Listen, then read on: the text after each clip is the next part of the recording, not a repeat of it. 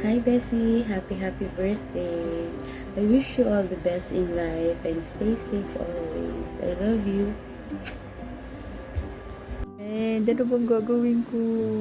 First time ko to, kahit sa mga kamag-anak namin, hindi ako masyadong nagbibideo greeting sa mga nasa mga ibang bansa. Feeling ko tuloy nasa ibang bansa ka kasi may paganto tayo. Pero hindi. Alam mo,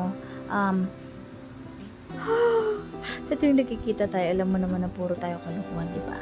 Lagi lang good vibes, lagi lang chika-chika dito, chika-chika doon, kahit di tayo nakikita, basta may chika, message lang, ganun.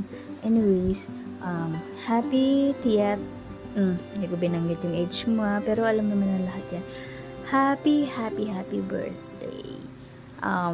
Wish ko sa'yo, syempre, good health, kung masyadong magpa-stress sa work, at kayanan pa, tibayan pang loob sa pagpapalaki ng ating mga anak.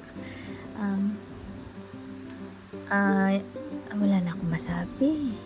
I-message ko na lang sa iyo yung iba. Well, enjoy your day, and dito lang ako.